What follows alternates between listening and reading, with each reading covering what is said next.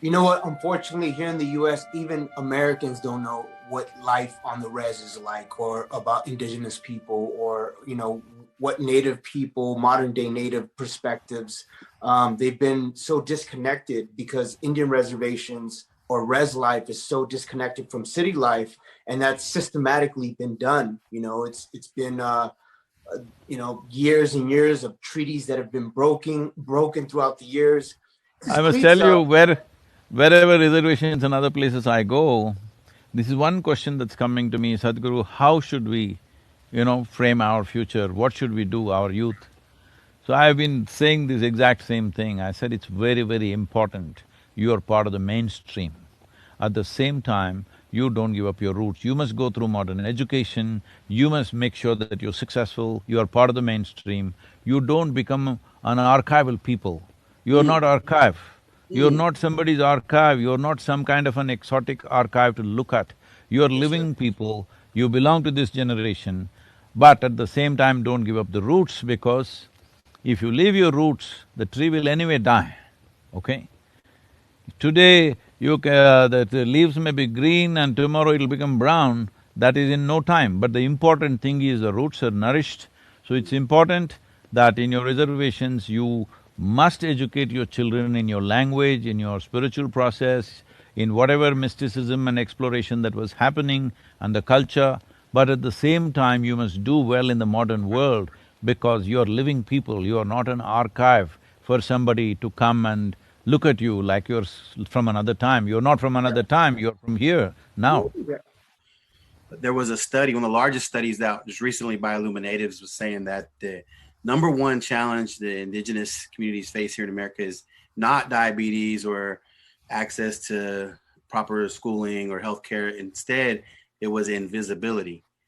That us being removed. And I loved how you said not to be archival, not to be a museum piece, but to be active in today. Well, what kind of advice would you give someone when it comes to trying to take control of their narrative and writing their own story?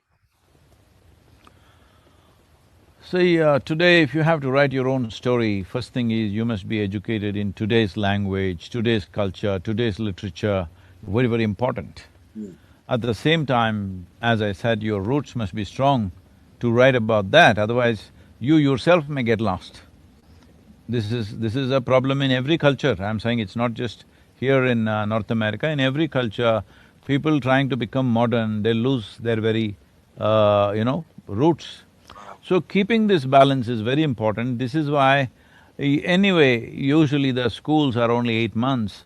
I think the Native American reservations altogether should come to arrive at some kind of education system of your own, where at least for 2 months in a year, every child till they become 15 years of age attends these 2 month summer schools or whatever, where I know this may be a controversial thing for me to say and it's not in my place to say this, but I'm saying this out of concern, not out of some kind of creating some uniform thing. I know every tribe is distinctly unique and there are languages are different, cultures are different.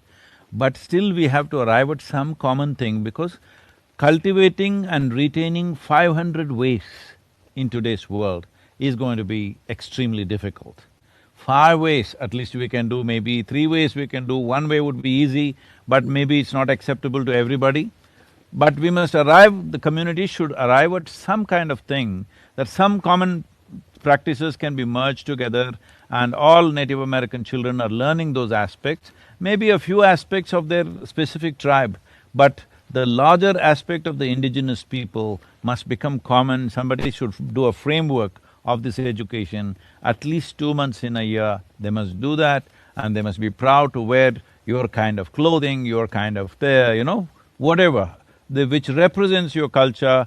I would say it would be fantastic if all these tribes or these leaders meet for a conference once a year and see how can we, I love how that. can we make this a futuristic thing? Don't… I love see, that. what's happened in the past, nobody can fix the past, all right?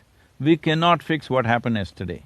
What we are trying to do is that the future is good for the next generation of people. That is what is most important. Man, Wow. I wish our leaders thought like you, man. We're in a effed up situation, to be honest with you, with the whole leadership of this country.